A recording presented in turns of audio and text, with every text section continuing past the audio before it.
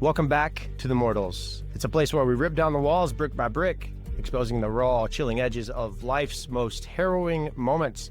Here, nothing is off limits. Life, death, the shadowy in between, and those stories that cling to your mind long after the lights go out and this episode ends. I'm Nathan. I'm your guide through tales of near death, the unexplainable, and the mysteries that refuse to be solved. You've stumbled into the right corner, because that's all we do here, and we dive deep into the abyss every week, releasing episodes Tuesdays and Thursdays. Before we plunge into today's darkness, I've got a little warning for you. If you're new here and you haven't hit that follow button yet, rumor has it, if you don't, you'll find yourself at a funeral, accidentally spilling coffee on the memorial slideshow laptop. Don't be that person. Hit follow right now and join our community of shadowed souls. Don't forget, new episodes drop every Tuesday and Thursday, so set a reminder, tie a string around your finger, whatever you have to do to keep up with the chills. Today, we got two stories that are going to grip your soul, refuse to let go, two real, lesser-known accounts of survival against impossible odds. Born from tragedy and disaster. One involves a group of souls caught in a devastating accident during a raging wildfire where many perished. One survived when they absolutely shouldn't have. And the other, a chilling attack that turned a quiet night into a nightmare, leaving a single witness to an unexplainable force. Let's step into the fog of the unknown. Our first story takes us to the rugged, sun-scorched hills of central Arizona, near a small town of Yarnell, a quiet community of 700 people nestled among granite boulders and scrubby desert vegetation. It's June 30th, 2013, a blisteringly hot summer day with temperatures soaring past 100 degrees. It's the kind of heat that shimmers off the ground and saps your strength with every breath. The region is in the grip of a severe drought, the landscape tinder dry after months without rain, setting the stage for disaster. A wildfire, sparked by lightning 2 days earlier on June 28th, is burning out of control in the Weaver Mountains, just west of Yarnell.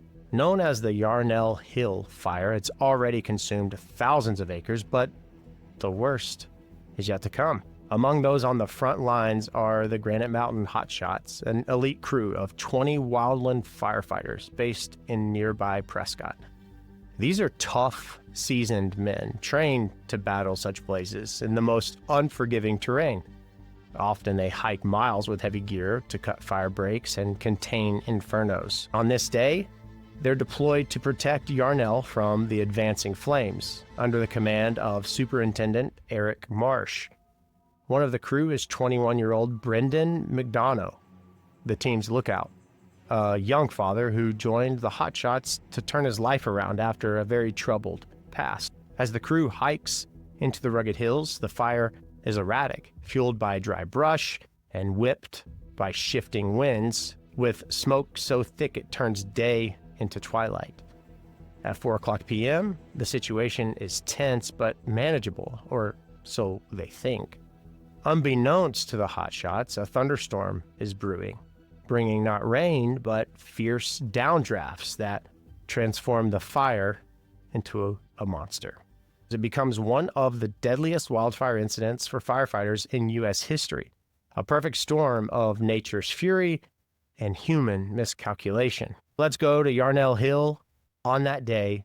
By 4:30 p.m., June 30th, 2013, the Granite Mountain Hotshots are positioned in a boulder-strewn valley, cutting a fire break to shield Yarnell from the encroaching blaze.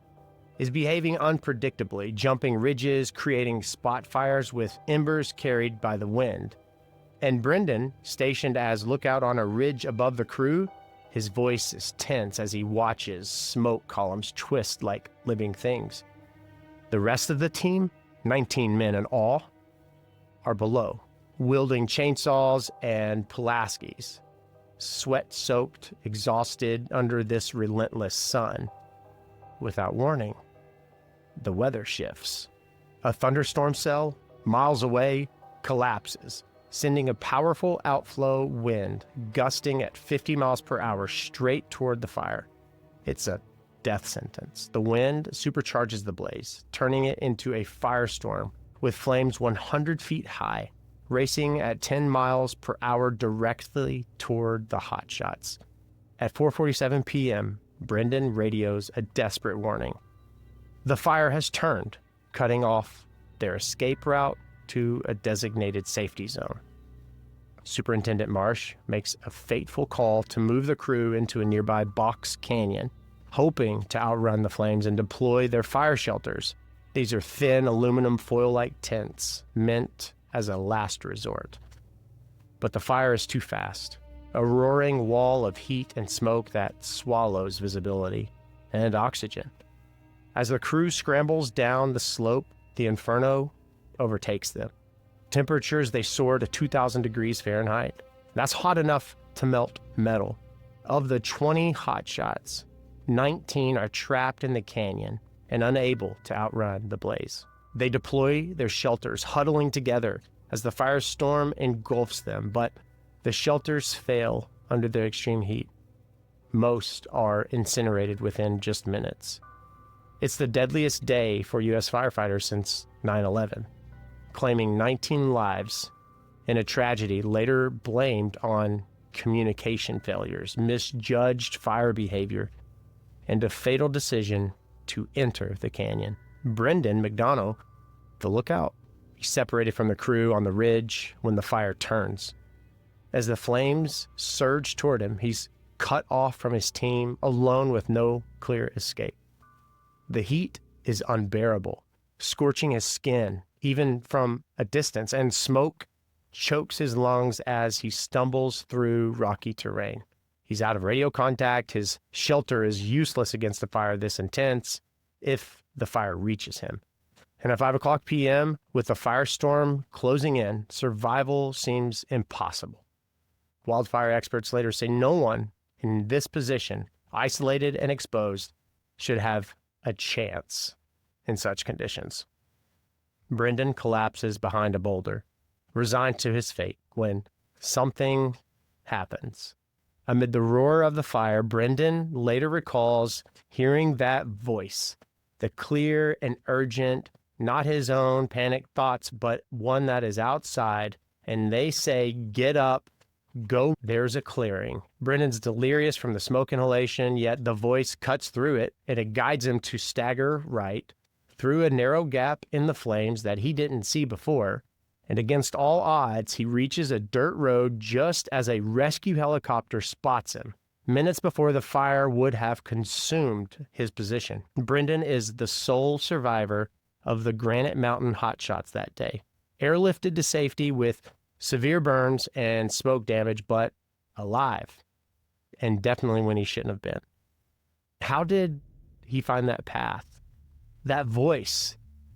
Who is that voice that saved him when 19 others perished, and that voice that continues to save others? Brendan's survival on June 30th during the Yarnell Hill fire is a miracle. He spent weeks in the hospital recovering from second-degree burns, lung damage, and the crushing weight of survivor's guilt. Physically, he healed, though scars remained on his body, and mentally, the loss of his 19 crewmates haunted him, leading to PTSD and a long battle with depression. "I heard someone out there," he told a counselor. "It wasn't me. Someone told me where to go.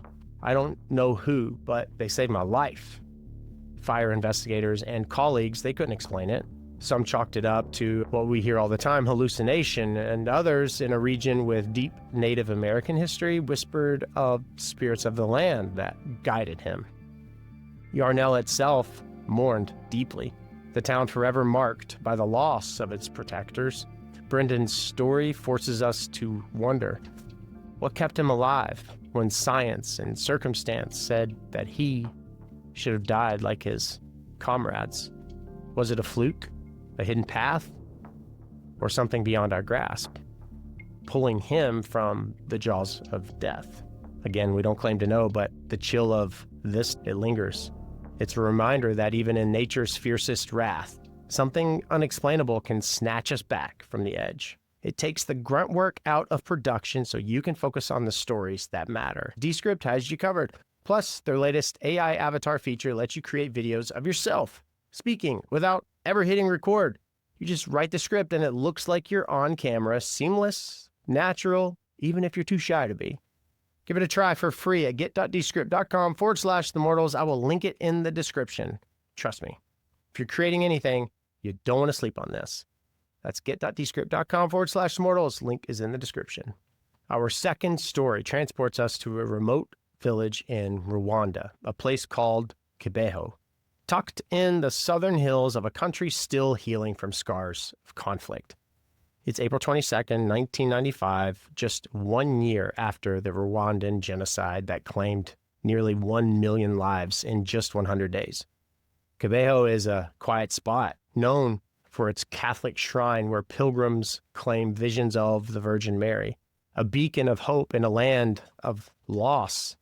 But on this day, it becomes a stage for horror, a massacre, lesser known during a time of supposed peace, overshadowed by the larger genocide, but no less tragic.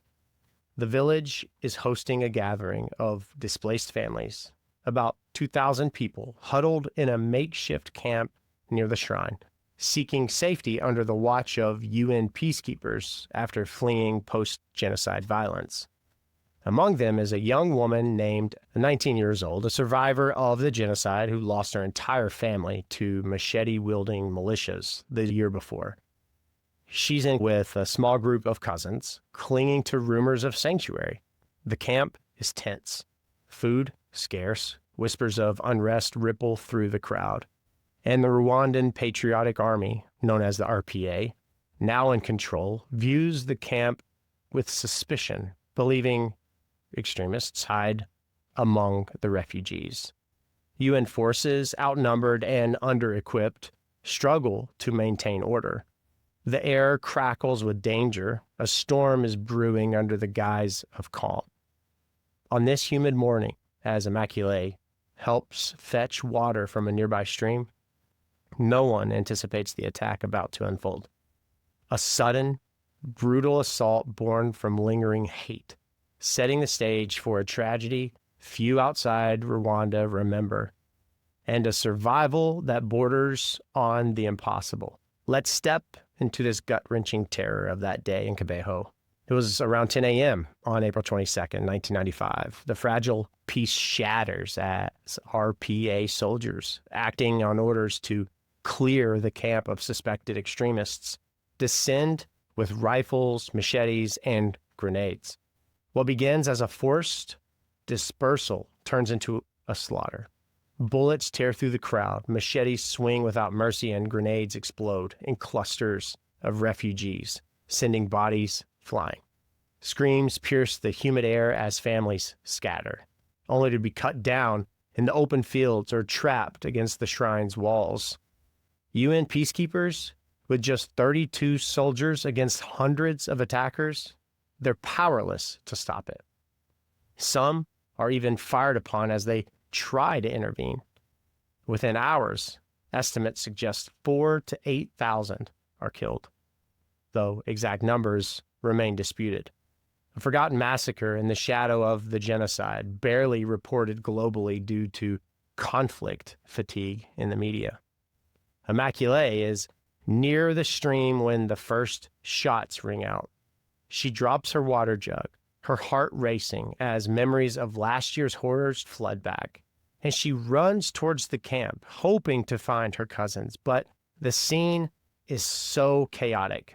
Blood-soaked earth, bodies piling up, soldiers shouting in their native language to finish them. She stumbles into a ditch, hiding among reeds as bullets whiz overhead. A group of soldiers approaches, dragging survivors from hiding spots and executing them point blank. The young lady freezes, her breath shallow. Immaculée knows she's seconds from discovery. A soldier's boot crunches near her head. She sees the glint of a machete raising above another woman nearby, then hears the sickening thud. She's next. There's no escape. Her body trembles, awaiting the inevitable, when something impossible happens. From nowhere, a voice cuts through the gunfire, not a shout, not a whisper, but a deep, resonant tone, saying, "Move now, go to the trees." It's not her cousins, it's not a peacekeeper, it's definitely not one in the militia. The voice is external, urgent, as if standing beside her, though the ditch is empty from anyone alive to save for her and the looming soldiers. Her mind reels. Is she losing it? But that voice repeats and says, now, run. Against every instinct, she bolts, crawling through the reeds as bullets kick up dirt around her. And she reaches a cluster of trees just 50 yards away, collapsing behind a trunk. Her chest is heaving. Soldiers are just passing within feet of her and her new hiding spot. But they don't look her way, as if they're blind to her presence. For hours, she cowers there, the massacre raging around her until nightfall, when the killing slows and surviving UN forces finally secure a perimeter. Immaculée emerges, one of fewer than 200 survivors from thousands, unscathed.